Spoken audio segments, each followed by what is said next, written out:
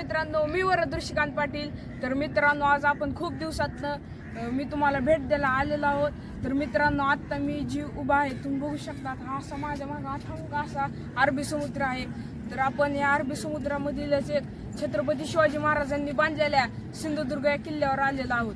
तर मित्रांनो, तुम्ही मागं बघू शकतात, ते आहे मालबंद जेट्टी. तिथून आपण सिंधुदुर्ग किल्ल्याकडे बोटमध्ये बसून आलेलो आहोत. आता आम्ही आलेलो आहोत सिंधुदुर्ग किल्ल्यापाशी. तर मित्रांनो, मी आता तुम्हाला सिंधुदुर्ग किल्ल्याचा पूर्ण माहिती सांगणार आहे. तर हा असं सिंधुदुर्ग किल्ल्याचे एंट्रन्स आहे. तुम्ही हा बघू शकता, हा असा मोठा अरबी समुद्र. तर मित्रांनो, आता आपण सिंधुदुर्ग किल्ल्याच्या आतमध्ये चाललेलो आहोत. तर मित्रांनो, आता आपण आलेलो आहोत सिंधुदुर्ग किल्ल्याच्या आतमध्ये. तुम्ही समोर बघू शकतात, हे आहे सिंधुदुर्ग किल्ल्याचे मेन गेट. हा किल्ला कुरटे बेटावर बांधलेला आहे. तुम्ही बघू शकतात महादरवाजा. मित्रांनो, आता आम्ही आलेलो आहोत तटबंदीच्या वर. पण त्या नगरखाना दरवाजापासून असं इथून वर आल्यावरच आपल्याला सिंधुदुर्गवरील खास गोष्ट म्हणजेच छत्रपती शिवाजी महाराजांच्या पायाचे व हाताचे ठसे दिसतात.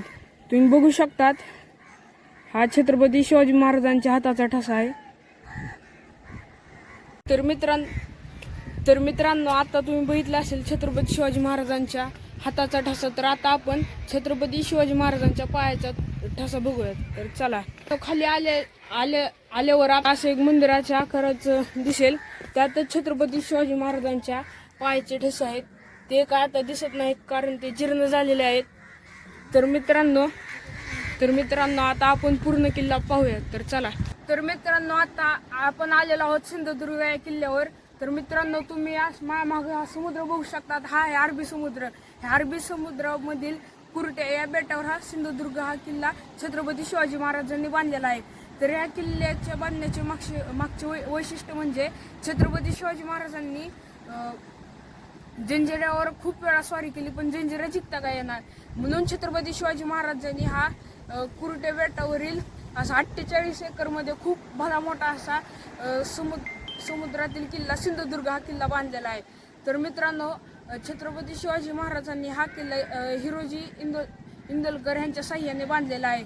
तर मित्रांनो, ह्याचे वैशिष्ट्य असे आहे की सिंधुदुर्ग हा किल्ला 1664 मध्ये बांधून छत्रपती शिवाजी महाराजांनी पूर्ण केला व 1764 मध्ये इंग्रजांनी हा ताब्यात घेतला. तर मित्रांनो, आता आपण ह्या तटबंदीवरनं असे समुद्राच्या कडून चाललेला. तर मित्रांनो, तुम्ही समोर जी तटबंदी बघत आहात, हे आहे वॉच टावर म्हणजेच टेळणी बुरुज. तर हा टेळणी बुरुज चे वैशिष्ट्य म्हणजे समोरनं जे शत्रू येतील त्यांच्यावर लक्ष ठेवण्यासाठी.